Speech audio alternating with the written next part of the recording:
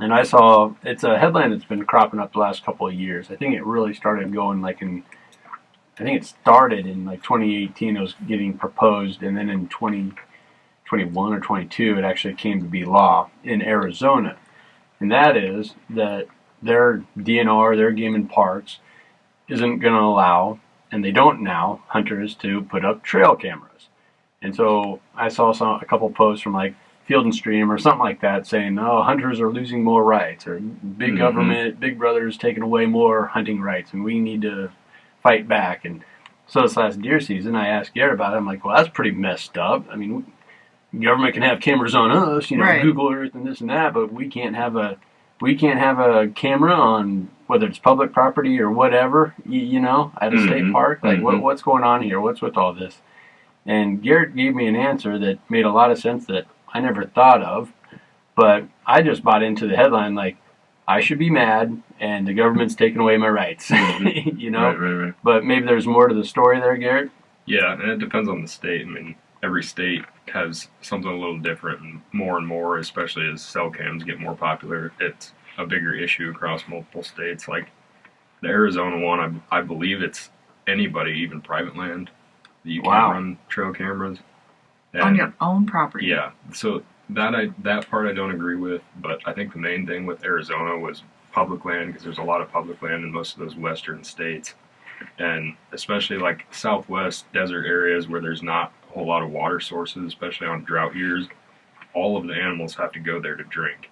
So if it's on public land, you've got guys that have put in for these tags for elk, mule deer, antelope, bighorn sheep that have been putting in for forever. So you want to learn while you're not out there, which is the reason we use trail cameras for deer on private property and public land, other places too. But I think the main reason there is because, especially like drought years, you've got one water source, and a lot of times it's a well that's drilled by the state on public land to provide water for the animals. So, I mean, some of these, you see pictures online and videos before they banned it, or had this, I don't know, bill. Law, yeah. Law, yeah. Yep, it's a law now, I think. And some of these water holes literally have 30 plus trail cameras on public land. So the entire pond, water hole, like smaller, way smaller than this house, just covered in trail cameras. And yes, it's public land, like it's ours, but if we've got 30 trail cameras on there, like on private land, it's not as big a deal, like especially how we do it for deer. We've got all of our cameras out there, but we can select where we put them. But private land, if you've got one water source for every species out there, and you've got 30 people plus going out there to check your trail cameras regularly, year-round, it's just constant intrusion, pushing the animals away from that. So then they run off farther into the desert, away from water, start wandering to search for a place they can go without being stepped on, basically. And it's just... Okay, so that does bring a new perspective. If you think about it, too, I mean, we all hunt. We're all into it. We all get it. I mean, how much game is in that scenario? So, like, obviously they're putting up the game cams. They're wanting to see what's out there, these individual hunters. And then they're probably going to hunt right around that area, right? Yeah, and a lot of them do hunt on the water. Yeah, so you're hunting a scenario where, like, the animal essentially, like, has no choice but to come in. Exactly. So what are we doing? So are you saying it's like a feeder? Like you're kind of trapping them? I mean, essentially. An attractant, yes, but it's a natural, whether it is a natural spring, because there is natural springs out there too, or man-made for the wildlife or cattle, because like BLM, public land, you can get permits as a rancher to run your cows on there for a certain time of the year. So it's for the wildlife and the cows, but, I mean, yeah, if you're, I don't know. I get the reason to have the trail cameras out there so you know what's there to hunt, so you can, like, check areas off or know where to go. But at the point where there's that many people on it, like, I understand it more on public to have this ban, especially in the desert where they can't, like, the animals don't have an escape from it. Like, they have to come in and get a drink there, or they go off into the desert and potentially die because they can't find So they into get the so water. they got two choices for death essentially. Yeah. Yeah. True. Yeah, They can That's go in the true. desert and die, or they can True. go to the watering hole and die. pretty much. And So that got passed, and what's people pissed? I mean, I I'm think sure a you lot have of both people- sides.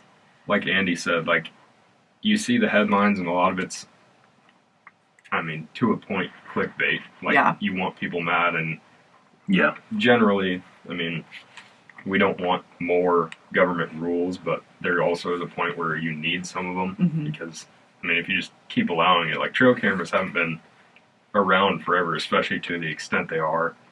And now, like, if you could put a cell cam out there, I mean, that's just made it a lot worse on public land for a number of people out there and intrusion and pressure on public land. And yeah, It's very surprising to me too that folks are willing to put out their expensive property like that.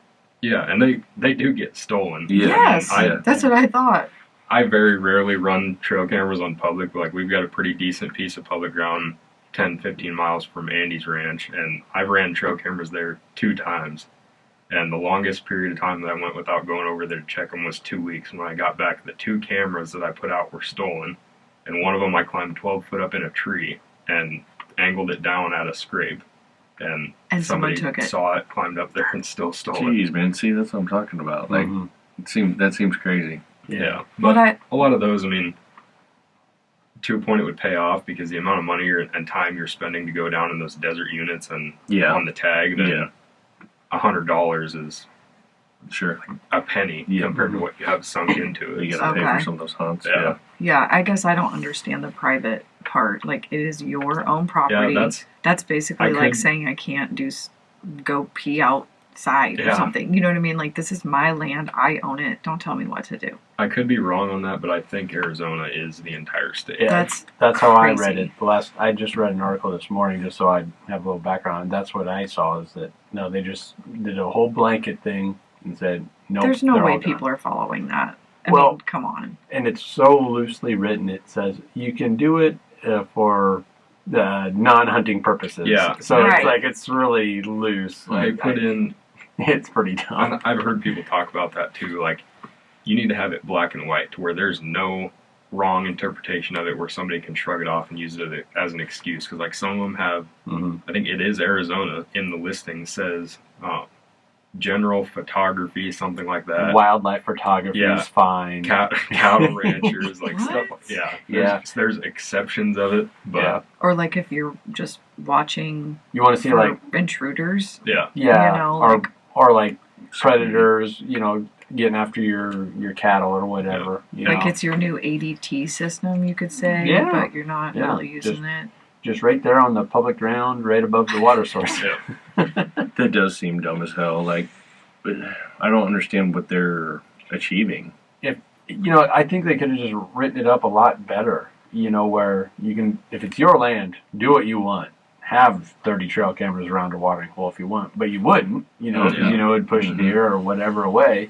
But I don't know. It just feels like there's zero common sense to it. Mm-hmm. Like I love the idea of what they're trying to do, because that's not right.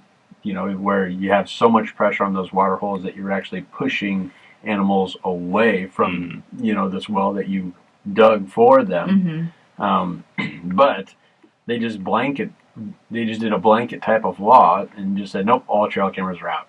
How does something like this get passed? I mean, that sounds stupid for me to even say that, but It unanimously passed. I mean, in so this Arizona. is just the governor, or like it has to come to vote. What's the?